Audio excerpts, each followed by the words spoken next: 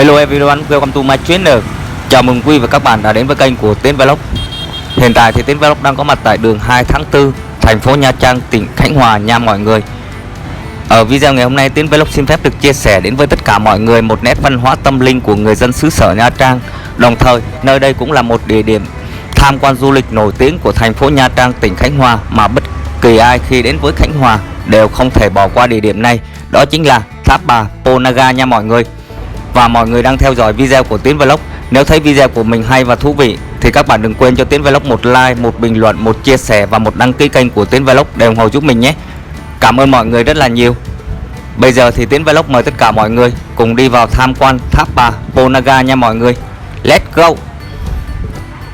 Tháp Bà Pô Naga Nha Trang còn có nhiều tên gọi khác, ví dụ như là Iang Po Inu Naga hay Giang Po Anaga.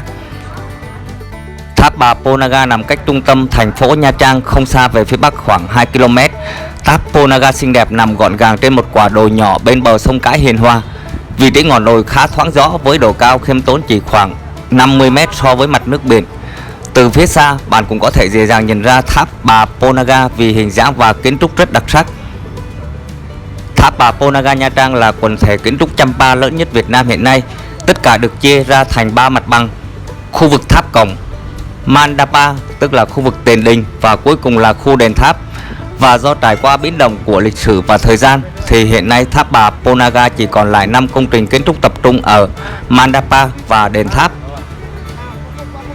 Ở trước mặt các bạn là khu vực tiền đình hay còn gọi là Mandapa, là nơi bạn nhìn từ cổng chính hướng thẳng lên. Nếu bạn đi trên đường 2 tháng 4 bạn cũng dễ dàng nhìn thấy được.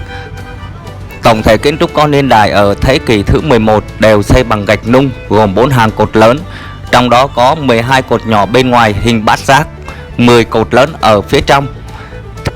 Theo những nghiên cứu, các nhà khoa học nhận định đây có thể là nơi chuẩn bị lễ vật trước khi dâng lên bà hành lễ. Họ thấy rằng trên đỉnh mỗi cột đều có các lỗ mỏng, xác suất cao đây là kiến trúc hở tường bao và có mái che. Vì thời gian đến nay không còn lại mái che nữa. Mặc dù vậy, nhưng đây cũng là điểm nhấn rất độc đáo của Tháp Bà Pô Naga, không lẫn vào đâu được.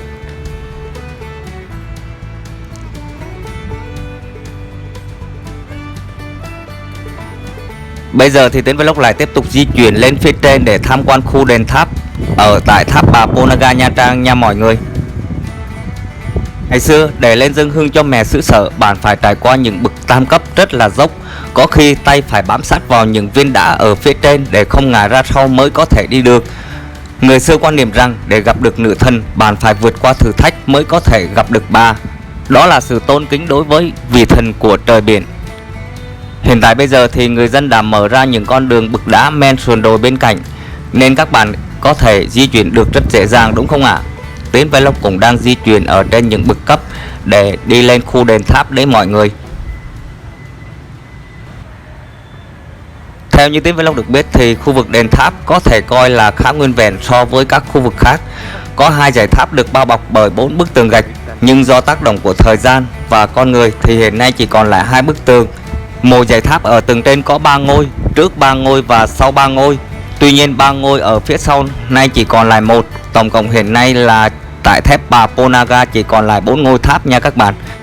Tháp được xây chắc chắn bằng gạch đất nung, các lớp gạch gắn khít với nhau tạo cảm giác như được ghép bằng một chất liệu đặc biệt mà không phải là vôi bựa bình thường. Cửa của tháp được mở nhìn về hướng biển đông như đang đón gió ngoài khơi đưa vào. Ngó vào bên trong tháp, các bạn có thể nhìn thông lên tận đỉnh tháp. Trên thân tháp có nhiều đường góc cạnh.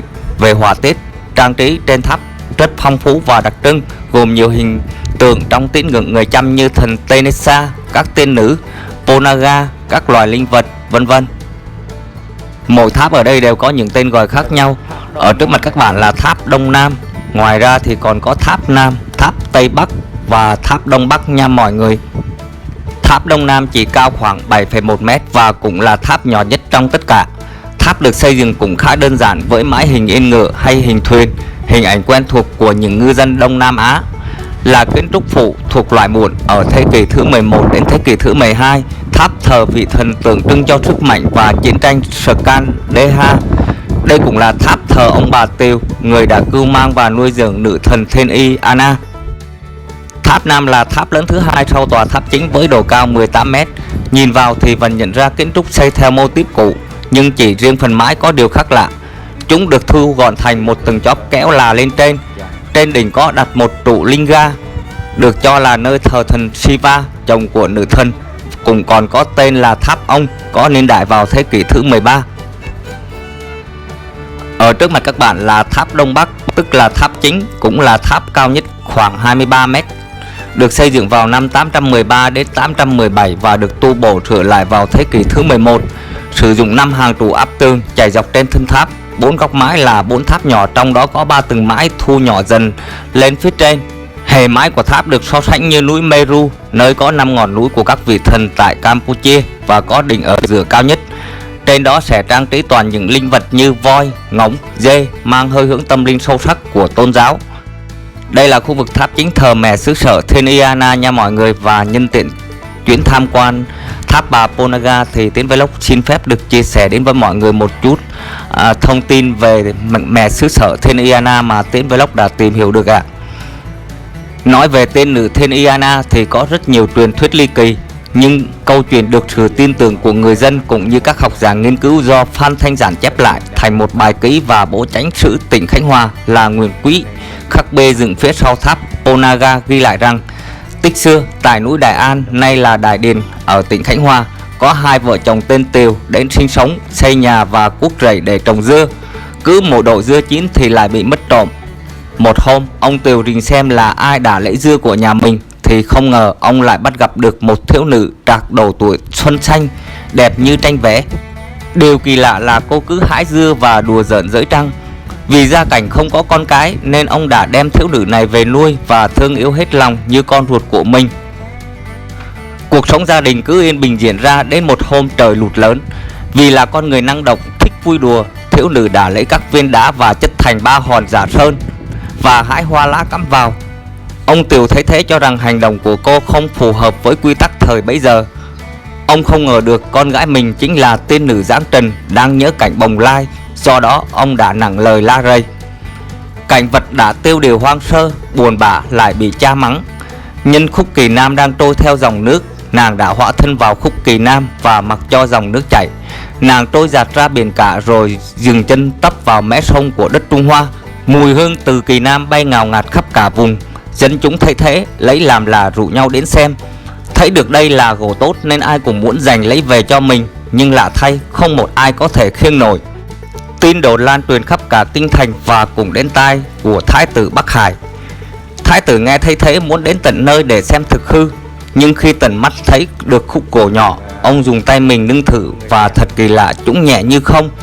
Thái tử cho truyền lệnh mang về cung và xem chúng như báu vật.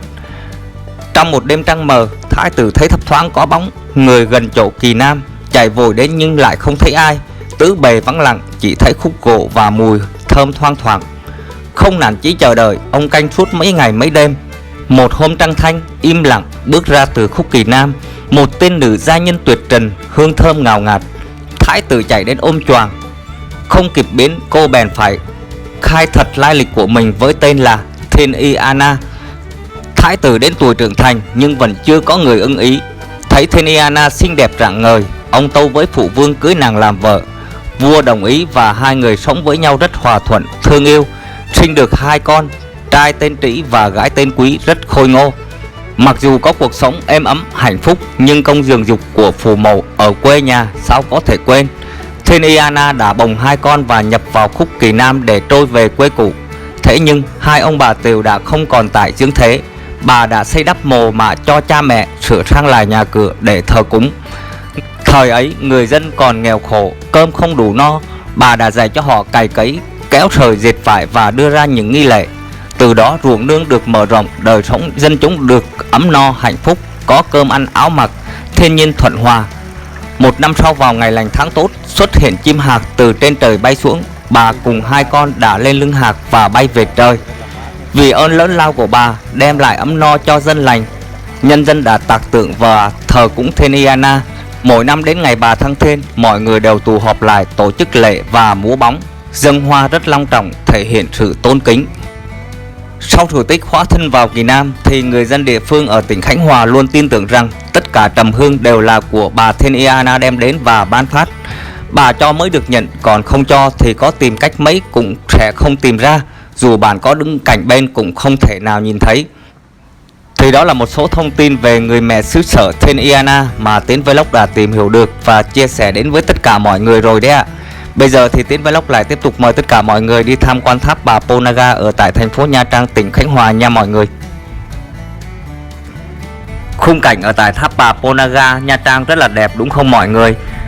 Ở đây được trồng rất là nhiều cây xanh cũng như là các loại hoa để trang trí thêm cho khung cảnh ở nơi đây đấy mọi người ạ. Mặc dù thời tiết bây giờ ở Nha Trang rất là nắng và lúc này là tầm khoảng hơn 3 giờ chiều. Tuy nhiên, Tiến Vlog cảm nhận ở đây cực kỳ mát luôn các bạn ạ. Tại vì tháp Bà Ponagar nằm bên dòng sông Cái Hiền Hòa, nằm ở trên một ngọn đồi, cho nên là gió thổi vào từ ngoài biển đấy các bạn, rất là mát luôn. Đây là mặt sau của tháp Bà Ponagar này các bạn. Từ trên đỉnh nhìn xuống.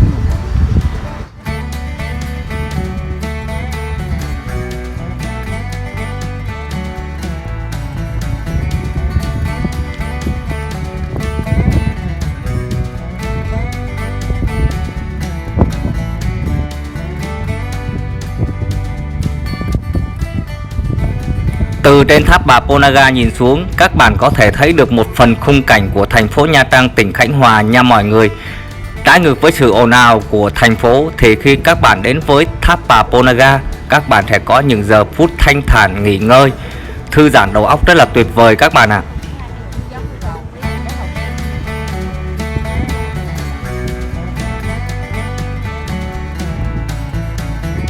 Tháp Bà Ponagar có niên đại khoảng từ thế kỷ thứ 10, thế kỷ thứ 8 đến thế kỷ thứ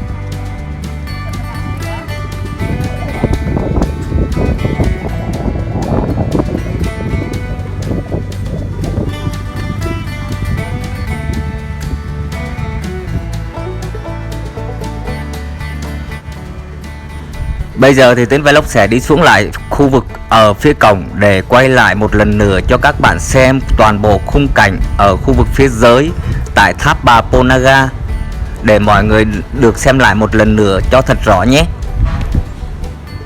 Và các bạn lưu ý giúp Tiến Vlog là khi đến tháp Bà Ponagar để tham quan du lịch thì các bạn phải tuân thủ tuyệt đối những quy định đề ra của tháp Bà Ponagar nha các bạn. Ví dụ như là ở khu vực bên trong các tháp chính thì các bạn không được quay video chụp hình, mà các bạn chỉ được quay video chụp hình ở phía bên ngoài tháp thôi nha mọi người. Và hiện tại bây giờ khi đến tham quan tháp Bà Ponagar thì giá vé vào cổng tham quan là 22.000 đồng đối với người dân ở các tỉnh khác đến nha các bạn. Còn đối với người dân địa phương ở thành phố Nha Trang, tỉnh Khánh Hòa thì được miễn phí vé vào cổng để tham quan nha các bạn. Tiến Vlog mặc dù không phải là người gốc của thành phố Nha Trang, tỉnh Khánh Hòa, nhưng mà Tiến Vlog có hộ khẩu và chứng minh nhân dân ở tại thành phố Nha Trang, tỉnh Khánh Hòa. Chính vì vậy mà khi Tiến Vlog vào tham quan thì Tiến không mất tiền phí vé vào cổng nha các bạn. Nhưng mà khi vào cổng tham quan thì những người dân địa phương sẽ đi bằng một cổng khác, còn khách du lịch thì sẽ đi bằng cổng chính nha các bạn.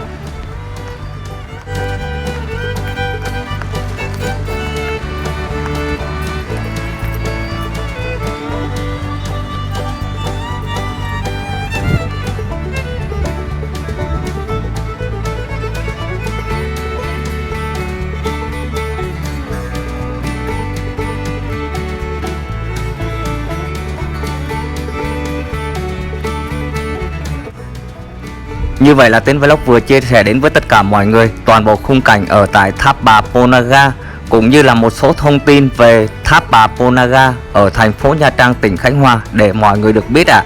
Và mọi người đang theo dõi video của Tiến Vlog, nếu thấy video của mình hay và thú vị thì các bạn đừng quên cho Tiến Vlog một like, một bình luận, một chia sẻ và một đăng ký kênh của Tiến Vlog để ủng hộ giúp mình nhé. Cảm ơn mọi người rất là nhiều. Bây giờ là Tiến Vlog đang chuyển về các bạn. Video ngày hôm nay của Tiến Vlog cũng xin phép được tạm dừng tại đây. Hẹn gặp lại mọi người ở những video tiếp theo. Xin chào và hẹn gặp lại.